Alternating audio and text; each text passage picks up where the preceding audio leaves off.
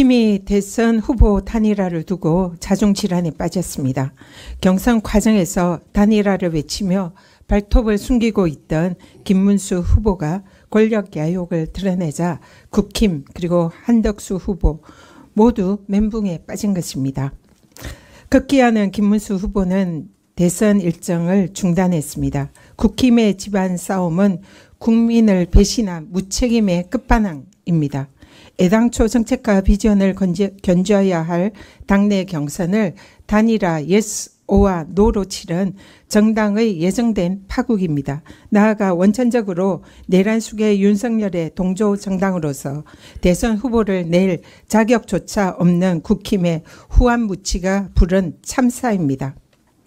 한덕수, 김문수 두 사람 모두 국민 눈에는 윤석열 내란 수계와 함께한 내란 정권 장관 총리 출신으로 내란의 책임자입니다. 국민께 사과하고 자숙해야 할 당사자입니다. 지금 국힘이 두려워해야 할 것은 단일화 성공 여부가 아닙니다. 바로 국민입니다. 당원과 국민을 당리당략에 이용하는 정당이 마주할 것은 국민의 준엄한 심판뿐입니다. 조희대 대법원이 국민의 들끓는 분노에 수만 페이지 소송 기록을 제대로 읽지 않았다라고 사실상 자백했습니다. 깜깜이식 졸속 판결을 했다는 것입니다. 명백한 위헌 위법이고 원천적인 판결 무효 사유입니다. 대법관들이 검찰 상고 이유서와 후보 측의 답변서 372쪽만 대충 읽고서 1심 유죄 판결, 2심 무죄 판결 중에서 예단으로 1심 판결을 선택한 것이라면 이것은 마치 독후감 읽고 책 한 권 다 읽었다라는 얘기와 다름이 없습니다. 조희대 대법원이 처음부터 이재명 죽이기를 작정하고 기다리고 있었다는 자백과 다름이 없습니다. 사진을 조작했다라는 주장을 골프를 같이 치지 않았다는 발언으로 둔갑시킨 사실 왜곡은 대법원이 법률심이 아니라 사실심 판단을 한 것으로 위법합니다. 게다가 기록과 증거를 제대로 보지 않았다면 사실관계 판단을 도대체 무슨 수로 한 겁니까? 내피셜로 한 거 아닙니까?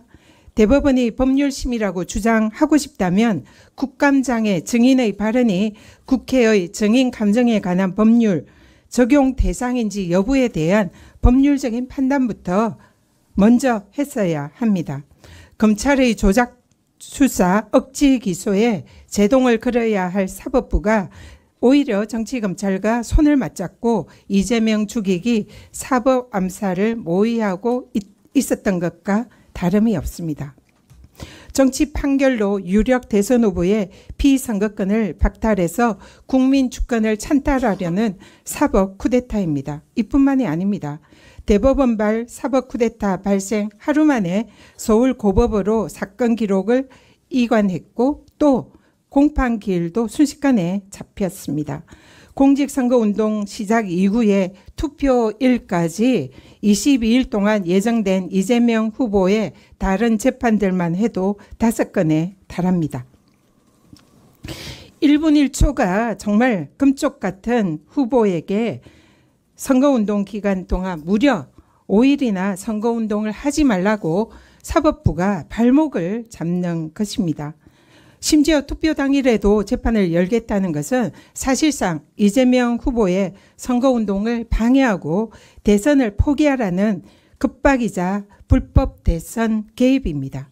선거운동 기간 중에 대선 후보의 재판 진행을 방해하는 것은 명백한 위헌 위법입니다. 헌법 제116조 선거운동의 균등한 기회를 보장하고 있습니다. 국가공무원법과 공직선거법은 공무원의 선거 개입을 엄격하게 금지하고 있습니다. 사실상 재판부는 선거운동 기간 동안 후보가 선거운동을 이유로 재판기일을 연기를 요청하면 그동안 대부분 관행적으로 이를 수용을 했습니다. 후보자들의 선거운동을 보장하는 것입니다. 그런데 이 조희대 대법원은 이것마저 깡그리 무시하고 사실상 후보의 선거운동을 방해하고 있습니다. 법원은 공직선거운동 시작 이후에 예정된 이재명 후보의 모든 재판 일정을 즉시 연기할 것을 요청드립니다. 그렇지 않다면 국민들은 사법부의 독립, 헌법상의 상권 분립을 무너뜨리는 사법부의 쿠데타로 간주하고 행동에 옮길 것입니다. 민주당은 한수 앞을 내다보는 모든 권한과 방법을 동원해서 사법부의 음모를 분쇄하고 우리의 후보를 반드시 지켜낼 것입니다. 이상입니다.